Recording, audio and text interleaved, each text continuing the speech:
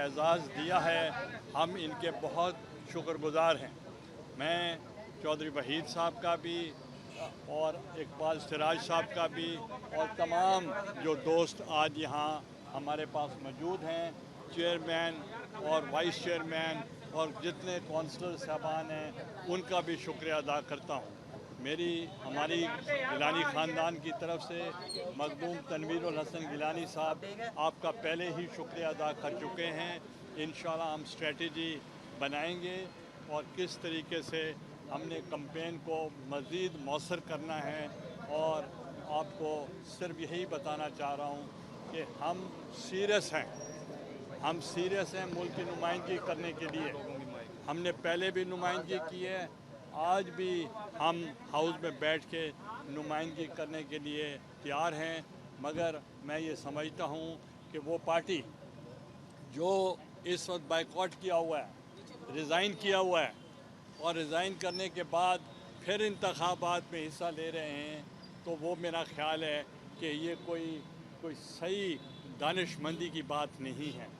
آپ یہ سوچیں کہ جنہوں نے الیکشن لڑنا ہے اور استعفیٰ دینا ہے، اور جو پہلے موجود ہیں وہ بھی استعفے دے چکے ہیں، اور عمران خان صاحب بھی استعفیٰ دے چکے ہیں، اور پھر وہ کہتے ہیں میں 9 سیٹوں پر الیکشن لڑوں گا، تو اس کا مطلب ہے آپ کو ریلیونٹ رکھنے کے لیے وہ سڑکوں پہ موجود ہیں، مگر ان کا مقصد اسمبلی میں جانا ان کا مقصد نہیں۔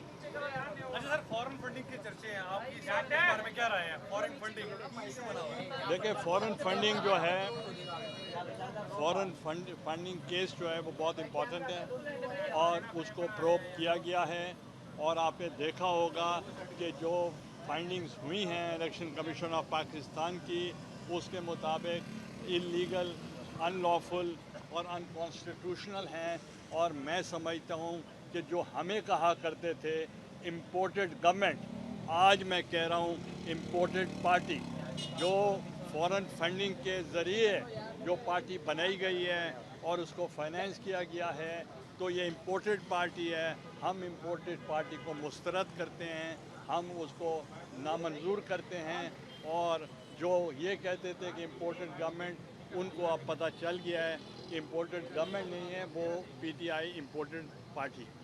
گیلانی صاحب یہ بتائیے کہ این 157 کے حوالے سے کمپین چل رہی ہے، تو پیپلز پارٹی کی جو اعلیٰ قیادت ہے جن میں بلال بھٹو زرداری، وہ بھی آئیں گے، کچھ جلسہ وغیرہ پلان کر رہے ہیں بڑے؟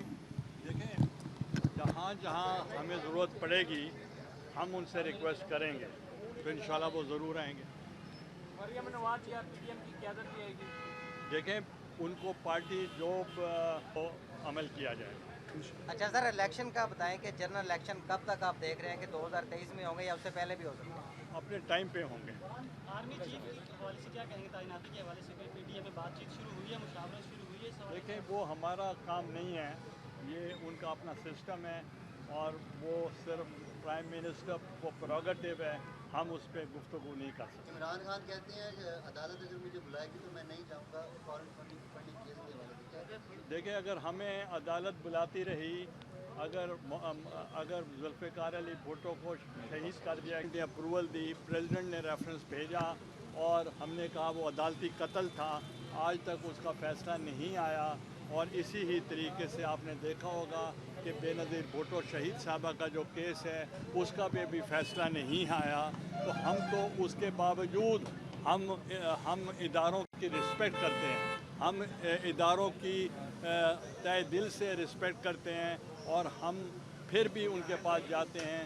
اگر مجھے ڈسکوالیفائی کیا گیا تو آج بھی توشہ خانہ کا کیس میرے خلاف بھی ہے، اور وہ زرداری صاحب کے خلاف بھی ہے، میاں محمد نواز شریف صاحب کے خلاف بھی ہے، مگر ہم بدستور پیش ہو رہے ہیں۔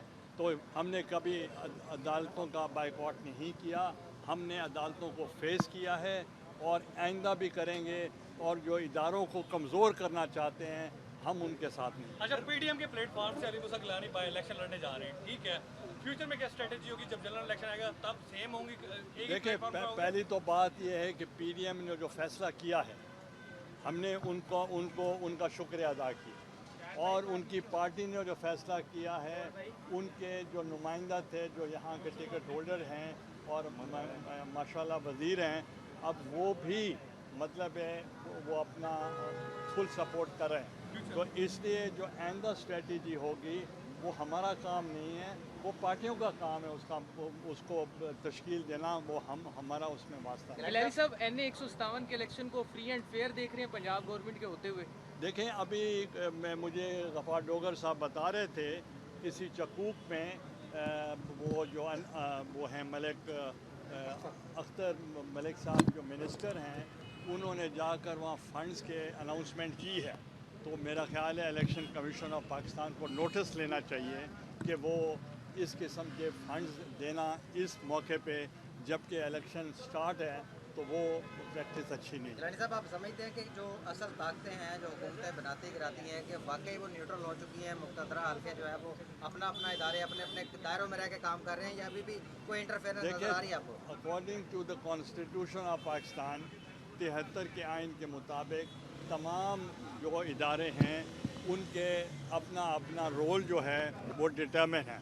तो मैं समझता हूँ कि वो आइन के मुताबिक न्यूट्रलिटी शो कर रहे हैं, तो हम अप्रिशिएट करते हैं। पाकिस्तान पीपल्स पार्टी ने हमेशा आज़ादी सहाफ़त की बात की है। सिंध हाई कोर्ट के वाज़ेह अहकामात के बावजूद AR पर न्यूज़ की नशरियात नहीं बहाल कर रहा था, उस पर क्या कहेंगे? देखें, हमने हमेशा ड्रैकोनियन लॉ के खिलाफ हम चले हैं।